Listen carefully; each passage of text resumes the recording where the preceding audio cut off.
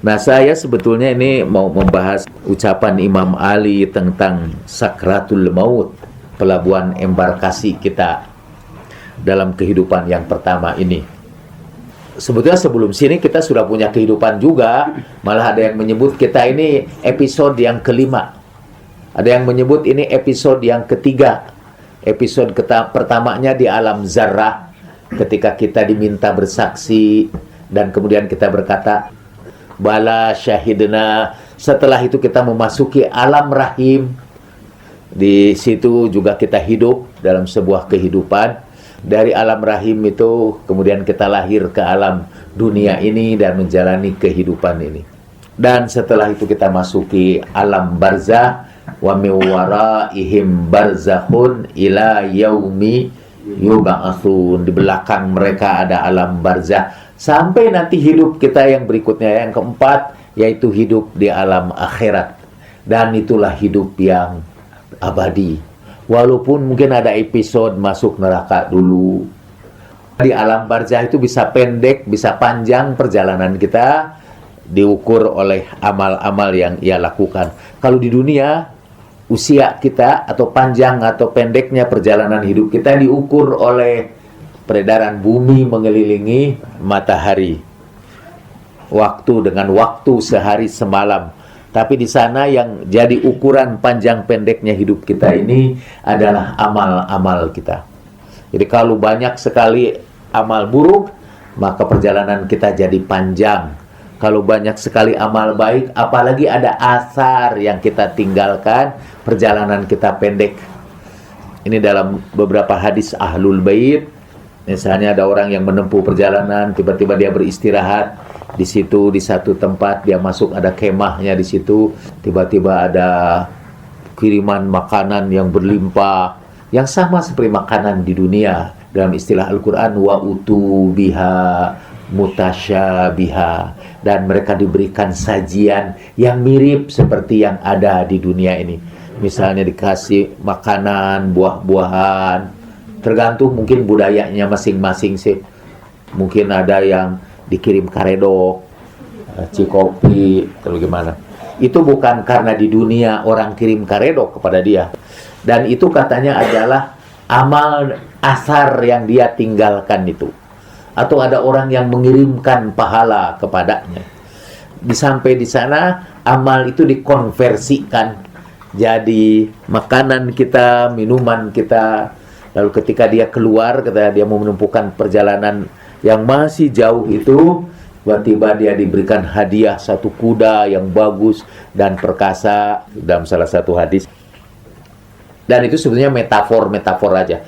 Karena si alam yang lain kan kita tidak bisa lukiskan dengan bahasa. Salah satu dalam tanda petik kelemahan bahasa ialah tidak bisa melukiskan sesuatu di luar pengalaman kita. Bahasa kita ini terbatas untuk melukiskan pengalaman yang belum ada kata-katanya. Karena itu orang yang mengalami pengalaman gaib kadang-kadang bingung untuk menceritakannya kembali, karena tidak ada kata-katanya untuk itu. Jangankan itu alam gaib, saudara harus menjelaskan kepada penduduk Lembah Baliem di Irian Jaya bahwa terjadi kecelakaan kereta api di Jakarta kepada orang Lembah Baliem. Karena orang Lembah Baliem tidak ada kata kereta api, belum ada. Tidak ada juga kata Jakarta. Di antara mereka terus tabrakan juga nggak ada. Saudara terpaksa menggambarkannya dengan bahasa orang Baliem. Ada sebuah rumah panjang, itu besar sekali, dari kayu-kayu, ada jendelanya, tapi jendela nggak ada juga. Rumah-rumah mereka muter tanpa jendela. Ada lubang. Nah, lubang udah ada kata-katanya. Jadi kalau saya ceritakan nih ada kuda, saudara mengatakan, loh kok masih primitif dalam barzah, apa nggak diganti Mercy aja? Saudara sebetulnya sedang menggunakan bahasa di sini yang tidak cocok dengan bahasa di sana. Kalau saya cerita itu hanya metafora saja ya, supaya mudah diingat aja. Pokoknya dikasih kendaraan untuk menempuh perjalanannya dengan nyaman. Perjalanan selanjutnya, ketika orang bertanya, dari siapa ini kendaraan ini? Kata, ini hadiah dari Sayyidatuna Fatimatu Zahra. Karena kamu sering mendawamkan membaca surat Ad-Dahr, yaitu surat Al-Mu'min. Hal ata 'alal insani hinun minadh dhahri lam yakun syai'an madhkura inna khalaqna insana min nutfatin amsyajin nabtalihi faja'alnahu sami'an basira. Inna hadainahu sabila imma syakira wa imma kafura. Inna a'tadna lil kafirina salasila wa aghlala wa sa'ira ila akhirih. Nah, kalau baca surat itu dan didawamkan gitu. Di antaranya kalau menurut beberapa hadis yaitu nanti di alam barzah Sayyidah Fatimah akan berkenan memberikan hadiah bagi kita yang membantu dalam perjalanan kita nanti. Dan itu pengaruh di alam barzah itu kan dari asar juga itu sebetulnya, karena dia dulu mendawamkan itu. Jadi bekal kita di alam barzah. Ada orang yang mengatakan sebuah hadis, barang siapa yang kalimatnya terakhirnya, the last word, kalimatnya terakhirnya itu la ilaha illallah, dakhalal jannah. Kalau begitu kata mereka, udah kita poyak-poyak saja bermaksiat, nanti menjelang mati kita ucapkan la ilaha illallah. Kayaknya betul, tapi percayalah, orang tidak bisa dengan mudah mengucapkan la ilaha illallah kecuali kalau la ilaha illallah itu sudah menghunjam di dalam dirinya, sudah jadi bagian dari akidahnya, sudah bagian dari darah dagingnya. Jadi tidak bisa. Saya ada beberapa cerita, dulu saya pernah masukkan dalam memaknai kematian. Ada orang yang sebelum meninggal dunia itu dibimbing baca la ilaha illallah oleh keluarganya, tapi dia itu hanya teriak-teriak rial, rialen, rial, rialen, 1 real, 2 real, 1 real, 2 real. Emang dia pedagang. Dan seumur hidupnya yang dia pikirin itu emang cuma real aja. Dan itu juga yang akan jadi kata-kata terakhirnya. Jadi tidak bisa seumur hidup mikirkan real, mau meninggal dunia tiba-tiba jadi mikirkan Tuhan. Itu nggak bisa, nggak ada. Kalau secara neurologi, neural pathways-nya, itu jalur-jalur sarafnya juga nggak ada. Harus dibikin lagi, dan membikinnya itu ialah dengan pembiasaan. Mungkin orang yang banyak berzikir kepada Allah Subhanahu wa Ta'ala belum tentu juga bisa, walaupun dia membiasakan. Ada syarat lain, bahwa bukan hanya dibiasakan kata-kata la ilaha illallah itu, tapi dia jadi bagian dari his philosophical outlook, menjadi bagian dari wet and shown dia, bagian dari pandangan hidup dia. Kalau saya menyebut philosophical outlook, wet and shown, bahwa dosen Anda sekarang ini bukan sembarang ustadz yang bisa Anda temukan on the street. Tapi sebenarnya saya terpengaruh sama Bung Karno dulu. Bung Karno kalau bicara dengan rakyat kecil pun, dia pakai istilah-istilah asing, sehingga penduduknya jadi senang, rakyat juga ikut-ikutan nyebut wet and shown, nurutan Bung Karno. Mereka ngerti juga sedikit. Saya juga maksudnya saudara-saudara nanti ikut-ikutan nyebut itu juga. Ustaz Makmun juga nanti kalau ceramah philosophical outlook, wealth and show. Dan itu untuk melatih otak kita aja.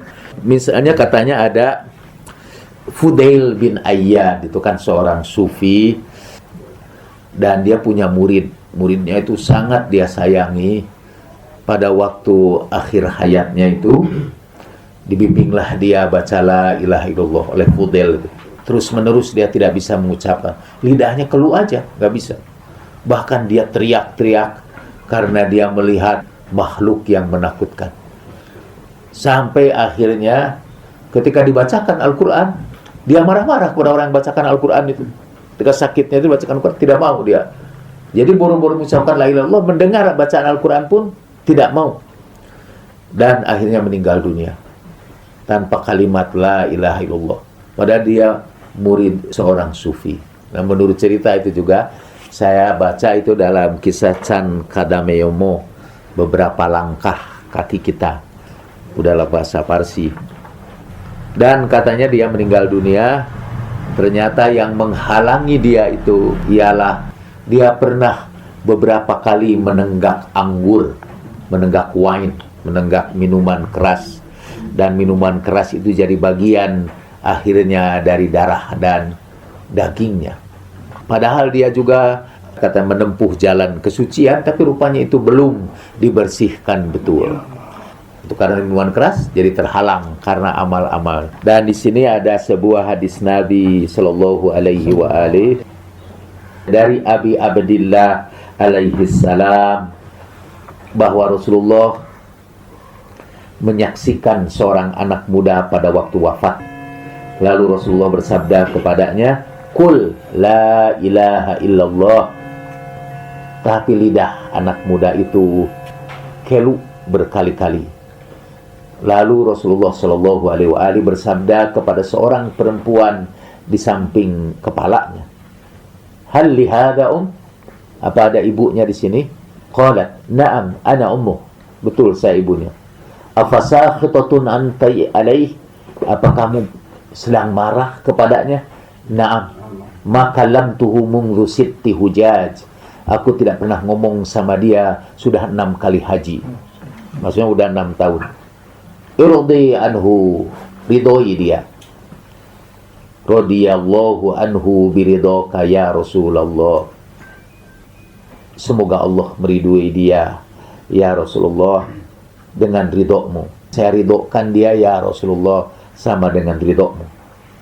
Lalu Rasulullah bersabda kepada pemuda itu, "Qul la ilaha illallah." Katakanlah la ilaha illallah. Faqalaha. Lalu anak muda itu dengan lancar mengucapkan la ilaha illallah. Faqala an-nabiy sallallahu alaihi wa alihi, "Ma tara?" Apa yang kamu lihat? Faqala, dia berkata, "Aro rajulan aswada qabihal manzar wasakhat thiyab muntinar rih qad waliyatni as-sa'ah fa akhadha biqadmi." Saya melihat ada seorang lelaki hitam yang sangat buruk rupa, dengan pakaian yang sangat compang-camping, dengan bau yang sangat menakutkan. Qad waliyani sa'ah, dan dia selama beberapa saat sedang menemani aku. Faqala lahun Nabi sallallahu alaihi wasallam bersabda, "Qul," katakanlah, "Ya man yaqbalul yasir wa ya'fu 'anil katsir, iqbal minni al yasir, 'afu 'anil katsir, innaka antal ghafurur rahim." Wahai yang menerima amal yang sedikit, wahai yang memaafkan dosa yang banyak, terimalah dariku amal yang sedikit dan maafkanlah dariku dosa yang banyak. Sesungguhnya engkau maha pengampun dan maha penyayang. Lalu si anak muda itu mengulanginya. Faqala lahun Nabi sallallahu alaihi wa alihi, "Unzur madza tara." Sekarang lihat apa yang kamu lihat. Aku melihat seorang lelaki yang putih warnanya, indah wajahnya, dan semerbak wewangiannya, dengan pakaian yang sangat bagus, dan dia sekarang menjadi temanku. Dan aku lihat al-aswad qad tawalla anni. Orang yang berkulit hitam itu sekarang sudah meninggalkan aku. Kemudian dia mengulang lagi, "Matara." Apa yang sekarang kamu lihat? Sekarang sudah tidak ada lagi orang hitam itu, dan aku melihat orang yang putih bersih menyertaiku sekarang ini. Dan kemudian dia menghembuskan nafasnya terakhir dalam keadaan seperti itu. Nah, itu yang menghalangi dia tidak bisa mengucapkan la ilaha illallah ialah kemarahan ibunya, kemurkaan ibunya. Kalau tadi dalam cerita Fudail itu karena dia minum minuman keras. Atau dengan kata lain, ini beberapa dosa besar. Minum minuman keras, durhaka kepada orang tua, berbuat zalim kepada orang lain, menyakiti hati orang lain, berbuat zalim. Nah, itu semua dosa-dosa besar, dan itu akan menghalangi kita untuk mengucapkan kalimat la ilaha illallah. Silakan kalau ada pertanyaan. Ya, istilah ikhtiari dan idtirari itu berasal dari Ibn Arabi.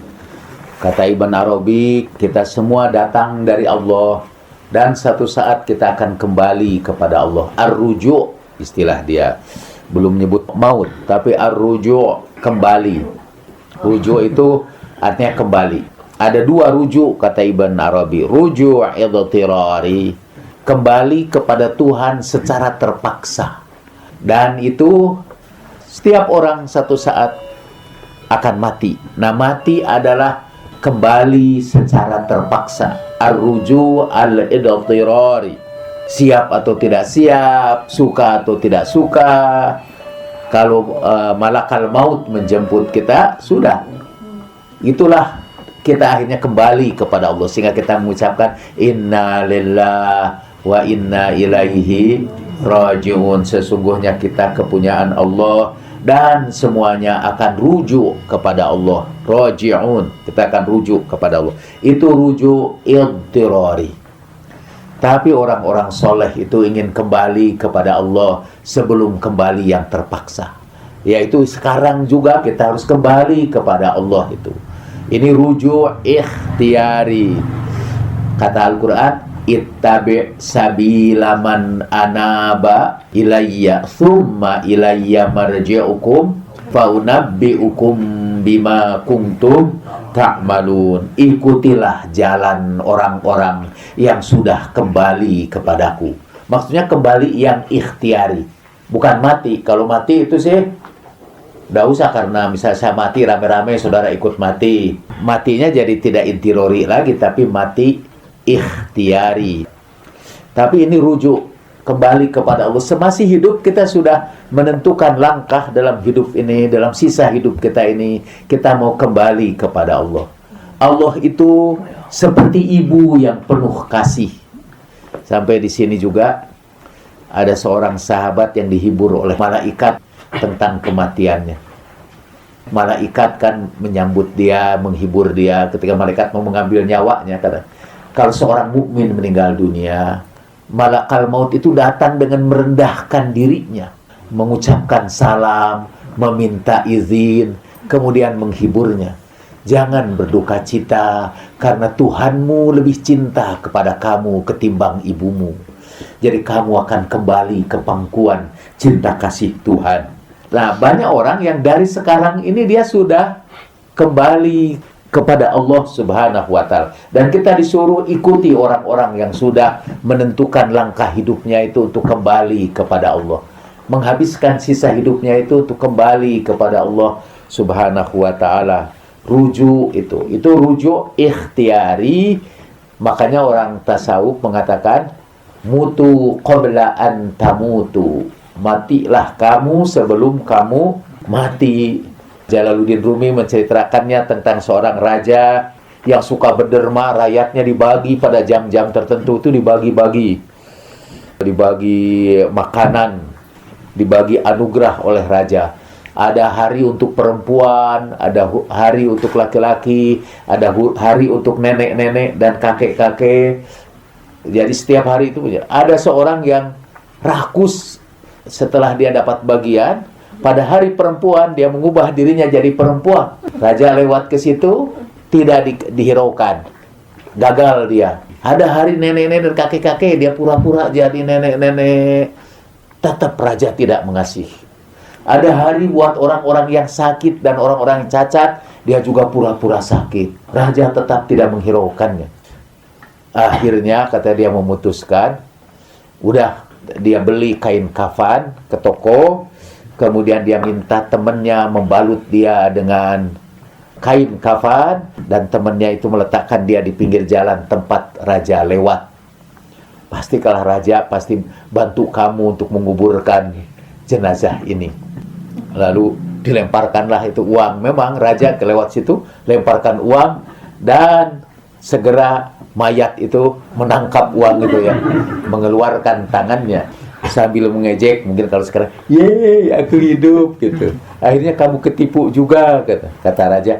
Tidak, karena anugerahku hanya datang ketika kamu menebusnya dengan kematian kamu. Lalu Jalaluddin Rumi, tapi ini cerita sufi ya, jadi harus dipikirkannya beberapa kali. Bukan lucunya sebetulnya, bahwa katanya Tuhan baru memberikan anugerahnya kepada kita kalau kita sudah belajar mati dulu sebelum mati. Kita ini sudah mati sekarang ini. Jadi hancurkanlah seluruh ambisi-ambisi duniawi yang tidak bisa kamu bawa sebagai bekal itu. Yang sudah kamu pikirkan ini mati aja, pertemuan dengan Allah Subhanahu wa Ta'ala. Perjalanan ini perjalanan kembali kepada Allah Subhanahu wa Ta'ala. Kita semua sedang berjalan menuju Allah. Walaupun kita pura-pura tidak tahu, bahkan menutup muka. Enggak, masih jauh. Kata Heidegger, ini filosof Jerman, ada dua macam kematian juga, kata dia. Kata si Heidegger ini, seakan-akan dia sudah baca Ibn Arabi. Kebetulan dalam bahasa Jerman ada beberapa kata untuk mati. Ada sterben, artinya mati. Dan ada ableben. Ab, meninggalkan, atau off dalam bahasa Inggris ya. Leben artinya hidup. Jadi ableben artinya meninggal dunia, mungkin bahasa Indonesianya. Dan sterben, mati. Kata dia, beda ableben dengan sterben. Ableben itu adalah kematian sama seperti matinya pepohonan, atau matinya radio, atau matinya jam. Karena udah aus aja, udah habis baterainya, matilah dia. Itu yang tadi disebut iltirori. Pepohonan mati, binatang mati, dan kalian juga mati. Itu namanya ableben. Kalian memilih, dan ada satu kematian yang kalian pilih. Dan kematian itu mengilhami hidup kalian. Kalian itu mau hidup seperti apa, itu diilhami oleh pilihan mati kalian. Kalau Imam Husain salamullahi alaih memilih mati dalam menegakkan agama kakeknya, maka seluruh hidupnya, karena dia bayangannya nanti dia tidak mau mati ableben kayak binatang itu, kayak pepohonan, dia mau mati untuk menegakkan agama kakekku. Anal Husain bin Ali umdi ala dinin nabi. Aku hanya ingin menegakkan agama nabiku. Itu Imam Husain sudah memilih itu, maka seluruh hidupnya akhirnya diwarnai oleh pilihan kematian. Kalau Anda misalnya ingin mati sebagai anggota DPR, sekarang ini juga terus-menerus, gimana supaya jadi anggota DPR? Seluruh hidup Anda diarahkan kepada itu. Itu ada Romo Mangun, dia bercita-cita ingin mati itu di tengah-tengah orang miskin. Maka hiduplah dia bersama orang miskin, karena dia ingin hidup di tengah-tengah orang miskin. Mati seperti apa yang Anda pilih, itu akan menentukan hidup Anda. Bagaimana Anda hidup. Dalam surat Furqan, surat 25 ayat 70. Illa man taba, kecuali orang yang bertaubat, wa amana, dan beriman, wa amila amalan soleha, faulaika, maka mereka itu, yubaddilullahu sayyiatihim hasanat, Allah ganti keburukan mereka itu jadi kebaikan. Misalnya mereka berbuat 1 juta keburukan, Allah hitung dia menjadi 1 juta kebaikan, keburukannya itu. Wa kana Allahu ghafurur rahimah. Dan sesungguhnya Allah itu Maha Pengampun dan Maha Penyayang. Allah ampuni dosa-dosanya, kemudian dengan kasih sayangnya Allah gantikan dosa itu jadi kebaikan. Sebelum menjelaskan itu, ayat berikutnya, wa man taba wa amila solihan fa innahu yatubu ilallahi mataba. Saya harus terpaksa mengartikan kata taubat itu dalam bahasa Arab artinya kembali. Taubat dalam bahasa Arab artinya kembali. Sehingga ada doa, wa tub alayya innaka antat tawwabur rahim. Kalau diterjemahkan dengan taubat jadi lucu. Ya Allah, bertaubatlah kamu kepadaku. Sesungguhnya engkau itu yang paling banyak bertaubat. Innaka anta, sesungguhnya engkau itu at-tawwab, yang banyak bertaubat. At-tawwab artinya orang yang banyak bertaubat. Jadi Allah disebut orang yang banyak bertaubat. Malah kita menyuruh Allah bertaubat kepada kita. Wa tub alayya innaka antat tawwabur rahim. Dan bertaubatlah kamu kepadaku, sesungguhnya engkau maha bertaubat, dan sesungguhnya engkau maha pengasih. Pada taubat yang benar terjemahannya kembali. Tuhan, kembalilah engkau kepadaku, karena engkau itu senang kembali dan penuh ngasih. Jadi ketika kita berbuat maksiat, kita sebetulnya sedang menjauh dari Allah. Ketika kita kembali lagi kepada Allah, itu sebenarnya sedang bertaubat. Taubat itu kembali kepada Allah. Kembalinya yang kembali yang ikhtiari, bukan kembali yang idtirari. Wa tub alayya, ya Allah, baliklah kepadaku, please return to me. Itu, dan biasanya itu ungkapan dari seorang kekasih terhadap kekasihnya. Kalau dia meninggalkan kekasihnya sekian lama, atau si kekasihnya sudah meninggalkan dia, kita memanggil-manggil, kembalilah kau kepadaku, sungguh engkau senang kembali kepadaku. Itu kata para ahli tafsir menjelaskannya dengan hadis qudsi itu. Kalau engkau dekati aku satu jengkal, aku akan mendekati kamu satu siku. Kalau engkau mendekati aku satu siku, aku akan mendekati kamu satu hasta. Kalau engkau datang kepadaku sambil merayap, aku akan menyongsong kamu sambil berlari. Artinya Tuhan lebih cepat kembali kepada kita ketimbang kita kembali kepada Dia. Kita merayap mau jadi orang baik itu tertatih-tatih dan berkali-kali tergelincir, tapi Dia lebih cepat datang menyambut kita kalau kita mau kembali kepadanya. Dan kepada orang yang kembali kepadanya itu, betapapun banyaknya dosa bertumpuk, Tuhan akan gantikan dosa itu dengan kebaikan. Dalam timbangan amalnya, dosanya itu dihapus, diganti dengan kebaikan. Karena perjalanan kembali itu adalah perjalanan kebaikan yang bisa jadi lebih berat kadang-kadang. Jadi orang ahli maksiat dengan jadi orang ahli taat sebetulnya sama beratnya. Anehnya orang memilih maksiat ketimbang taat, padahal lebih berat juga. Apa orang yang tukang maksiat itu jiwanya tentram? Enggak pernah. Ada koruptor yang tenang hidupnya, enggak pernah. Saya menemukan ada seorang kaya raya di negeri ini, bahkan termasuk namanya masuk dalam Fortune karena kayanya. Tapi dia orang yang menderita luar biasa. Setiap bulan dia punya petugas untuk menyerahkan upeti yang kalau tidak dia bisa terancam nyawa. Repot ini hidup seperti dia ini ya. Untung saya ini enggak. Saya punya kawan juga teman, dulu sama-sama dia yang mendirikan Universitas Az-Zahra dan saya jadi pembantu rektornya. Rektornya Pak Baharudin Lopa. Itu orang yang memilih hidup jujur. Dan ternyata lebih bahagia ketimbang orang yang memilih tidak jujur. Mungkin karena dia memilih matinya itu dalam kejujuran, benar-benar mati itu ya. Diracun dia di Saudi. Kemudian si yayasannya itu orangnya kaya raya, luar biasa kaya raya itu.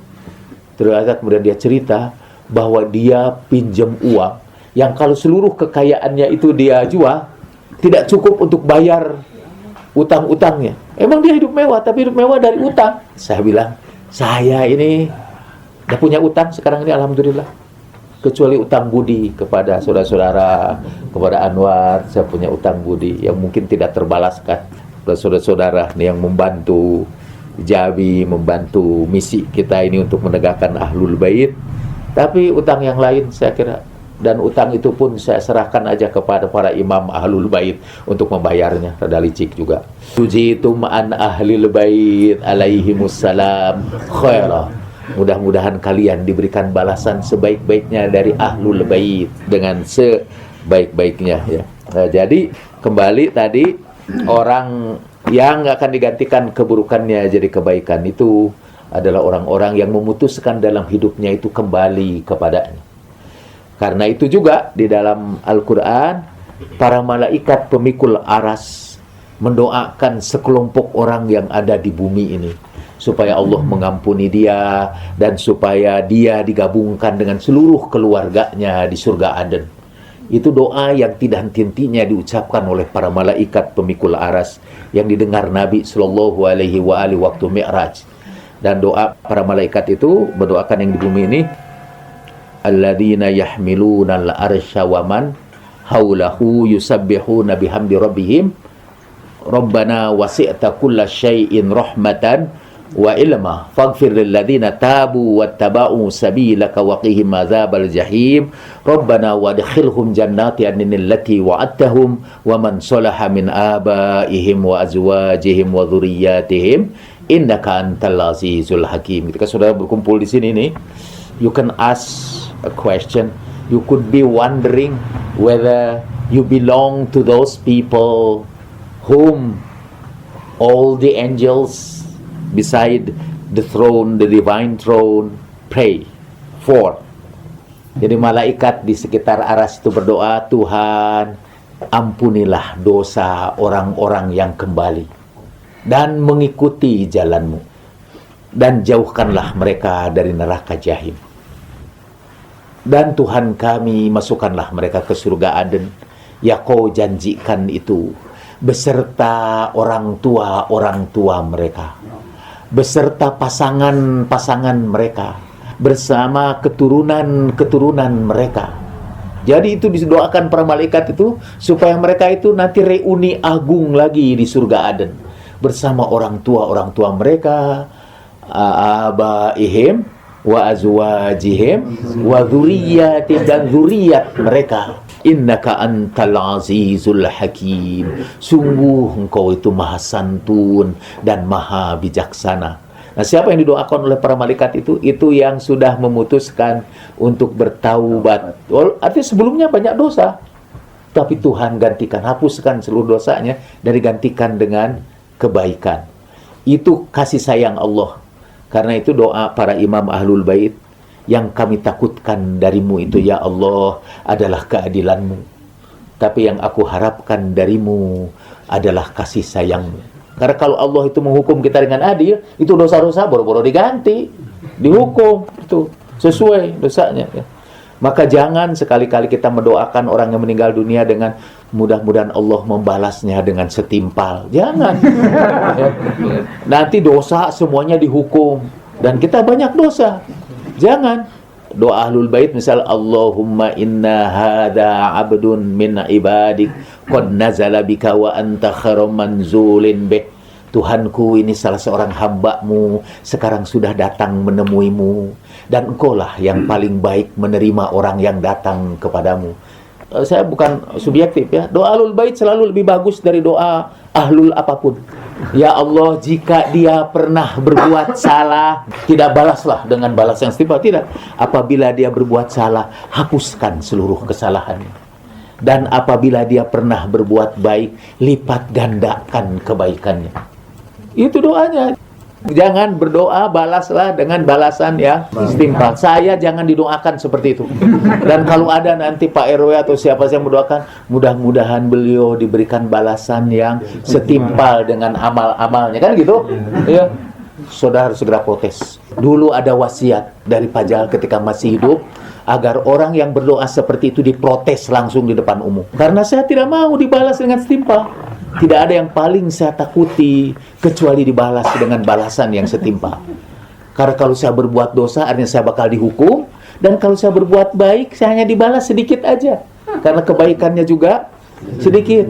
Rugilah saya di dunia wal akhirat. Jadi tolong kalau ada ustadz-ustadz yang mendoakan seperti itu, mudah-mudahan diberikan juga pahala yang setimpal misalnya. Jangan saya berharap pahalanya berlipat ganda, ini malah didoakan pahala yang setimpal. Nggak tahu sejak kapan itu doa itu beredar di negeri kita.